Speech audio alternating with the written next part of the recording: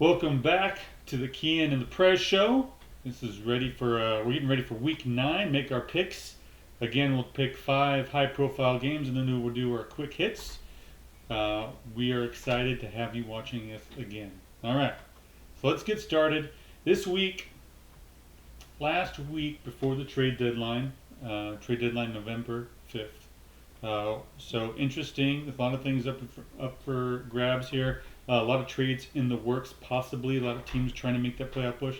I will say I feel like this season has an epidemic of bad teams, and you'll see that when we do our quick picks. There's a lot of really bad matchups this week. It was kind of hard to come up with our 5 key games this week, but we will fight through it, and I'm sure you will. We'll still watch football because it is still great. So here we go.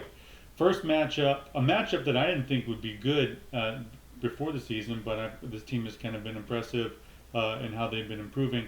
But that is the Ravens facing the Denver Broncos, and I'll talk about Denver first here. Denver's defense, top 5 in the league. I know they haven't had the best schedule, but they are playing really, really well. Bo Nix's development obviously has been getting better and better again against subpar teams. Now, problem for the Ravens is their defense is really poor. They lost that game last week to the Browns that they had no business losing. If Kyle Hamilton catches the ball, intercepts Jameis Winston's pass, it's not a matter. If Rashad Bateman catches the ball that was in the sun, it's not an issue. But here they are. The Ravens are, 5-3, a game behind the Steelers in the AFC North, and they've got a lot of games against AFC North opponents coming up. So they need to win this game, and I think they will. I think they'll beat the Broncos. I think they'll confuse Bo Nix just enough. I do think they'll be able to score on the Broncos' defense. It hasn't really been tested by a high caliber offense.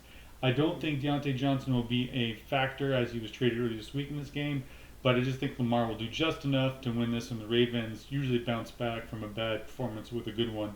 Give me the Ravens over the Broncos. Yeah, I think this game might actually be a little closer than you'd think at first. The Broncos have been playing a lot better than we expected, and they are a pretty good team. And I think their defense might cause some trouble for the Ravens. I don't think they'll be able to pass the ball as well, and I think they might have to lean, I guess, more on the run game. But I still think the Ravens will succeed there. And the Broncos' offense is still doing pretty good, and against the Ravens' defense, which has definitely not been as good as last year's. But I think the Ravens will still be able to beat the Broncos. I think they're the better team, and the Broncos might cause some trouble, but I think the Ravens should still win this one by 2 scores. I think they will capitalize and score on more drives than the Broncos will. So I have the Ravens win. All right. Next matchup, we got the NFC West leading Arizona Cardinals. Who would have predicted that? What a mess that division is. Facing off against Caleb Williams and the Chicago Bears off that horrific Hail Mary defeat at the hands of the Commanders last week. Uh, Interesting game. Cardinals, they've shown up some weeks, not shown up the other weeks, but the last few weeks, they've beat the Chargers in a game a lot of people thought that they would lose, beat the Dolphins in Tua's return. So they just keep kind of surprising, keep showing up. I mean, they beat the 49ers, they beat the Rams. Their wins are good, but sometimes they don't show up. I think they'll show up in this game. Uh, I know that their defense hasn't been playing that great, but the Bears really have had a weak schedule of the teams they face. The Bears' schedules have got to get a lot more difficult, starting with this game against the Cardinals. I think this game will be close. I think it's going to come down to who can make more play and more plays at the end. And I know, Kyler Murray isn't really what we call a clutch quarterback, but I think he'll make enough plays with his feet and his arm. And Marvin Harrison's starting to play better. So I'm going to take the Cardinals over the Bears in this game. In this game, am taking the Bears. I think the Bears are overall a better team. The Cardinals' defense, I thought they would have lost last game because their defense hasn't been great, but they ended up winning. So that makes this game a little tough to predict. But I still think the Bears have a much better defense, and it's going to be very tough for the Cardinals to score. I think Kyler Murray might have some trouble against the Bears secondary, and the Bears offense has been doing good, and they've been playing pretty well. So I think the Bears will win this one. I think they can pass the ball and run the ball efficiently. Caleb Williams is still improving and playing well. So I have the Bears winning. All right. Next up, another NFC North classic. Lions, Packers. We're going to get a lot of these throughout the rest of the season. Every team fighting for the playoff spot, fighting for the division, especially after the Vikings lost the last couple weeks. Lions looking like the best team in the NFC right now. Packers finding ways to win when Jordan Love gets hurt. Malik Willis came in and saved the day again last week. The difference for me on this game is Jordan Love's not practicing a lot this week because of his injury he suffered. I do think he'll play in this game. I just think that he's just going to not get a lot of practice, which is not great. And I think their Packers are starting to show. I know they got the interception from Trevor Lawrence, but I still think their pass defense isn't the best. And I think the Lions will exploit that. And I think the Lions are going to be able to run the ball too. So I have the Lions beating the Packers. I think the Packers will be a playoff team. I just don't think they're at the same level as the Lions right now, and the Lions are playing really well. Yeah, I think the Lions are the better team, and I don't think the Packers are going to be able to stop the Lions' offense. The Packers, they've invested a lot in their defense, but there's still a lot of youth there, Mm-hmm. and I think Youngest team in the league, I think. yeah, I don't know if that's changed. So Mm-hmm. yeah, I think they're still developing and they're still improving. So I think this Lions offense, which has been so great, is going to cause a lot of problems. They've been just amazing running the ball and passing the ball. Jared Goff has had a very good season. So I think the Packers are going to have trouble. I think this could be a close game, and the Packers could do well on offense. I still don't fully trust the Lions' defense, but I think the Lions will take this one. All right. Next up, speaking about those NFC North teams, the Vikings facing the Colts, who will be starting a new quarterback. News came out today that Joe Flacco will be replacing Anthony Richardson. Now, there's a lot of debate about this Richardson-Flacco move, and I want to give my 2 cents about it. We've had to develop young quarterbacks, and I think the Colts have played this one pretty poorly. They started him right away.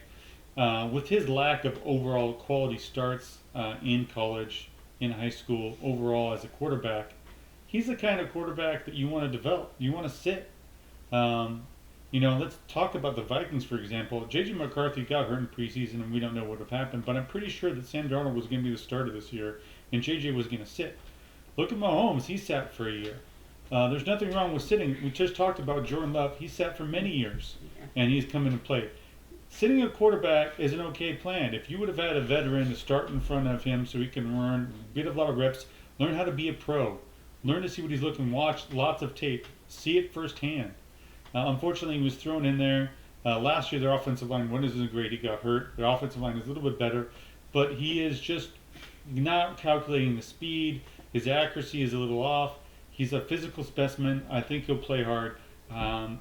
So I think that was an interesting play. I think the Colts misplayed it. I hope they let him sit this year and maybe next year. He's a long-term investment. So, but otherwise, the Colts have been in every game. They've only lost games by low points. They lost 2 close games to the Texans. Every game they've been in, and they're a tough out. For the Vikings, 2 tough losses, games that they felt like they could have won.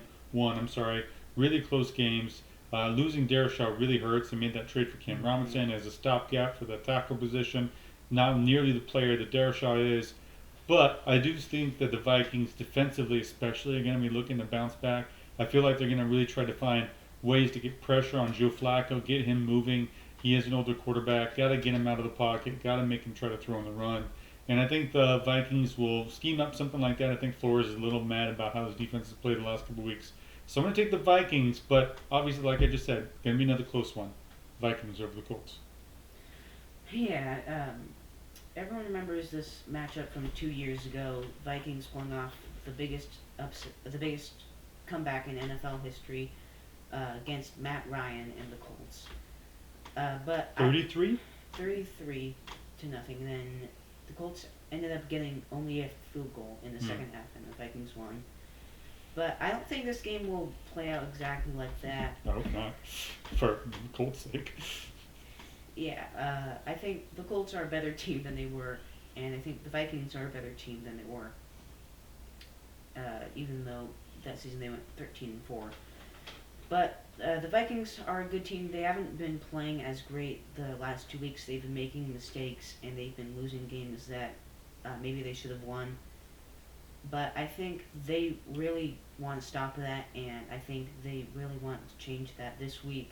And against a team that it feels like a more winnable week, I think this will be the turnaround for Vikings to get back to their form from the first 5 weeks, and they'll be able to win this game. I do think their defense is going to play better. They're going to get pressure on Joe Flacco, and their offense, I don't think they'll create turnovers. I think they will pass the ball efficiently. So I have the Vikings winning this one. The Colts have been playing well, but I have the Vikings winning. Okay. Next up, it's our Monday night game. It is the Tampa Bay Buccaneers against the Kansas City Chiefs. Bucks lost a second heartbreaking game to the Falcons. The Chiefs keep just winning. That game against the Raiders was a little closer than I thought it would be. Mahomes did play a little better, but again, threw another interception. The story of this team for the Chiefs is they're going to be their defense, and I keep preaching that their defense. It's like it's Chris Jones and a bunch of guys, bunch of young guys though. I think they really do good at developing talent, and Steve Spagnuolo is obviously one of the better DCs we have in the league right now. Yeah. Buccaneers is an interesting thing. I think the Buccaneers have some talent, but their secondary clearly missing Carlton Davis. Antoine Minfield has been out some games and been hurt. But their pass defense has been really suspect, and they haven't been creating a pass rush very well either. So I think this game the Chiefs will be able to move the ball on, and Mahomes is going to have a lot of time to throw. A lot of time to maybe Joe with DeAndre Hopkins, get some of his tight ends involved. And I think the Chiefs will probably have a really good offensive game, and they'll do enough to slow down Baker Mayfield, who leads the league in touchdown passes with 21 already, but is throwing a lot of picks too. So I'm going to take the Chiefs over the Bucks on Monday night. Yeah, I think the Chiefs will control this game and they will be able to get a lead against the Buccaneers and hold on to it. I think Kansas City is the better team. They've been winning some close games the last weeks, but they're still wins. I think that might be the case this game. I think they will just score on their drives. They'll consistently work their way down the field. And their defense has been very good the past few years and this year. And they've got a lot of talent and a great scheme. And I think the Buccaneers will have trouble against the Chiefs' defense. So I think the Chiefs should win this one. The Buccaneers will have some trouble. They might score some touchdowns, and it might be a decent game. I think Kansas City will win this one decently easily. All right. Now time for our quick hits. Starting on Thursday night, Texans ruined the Jets' week again. The Jets just suck.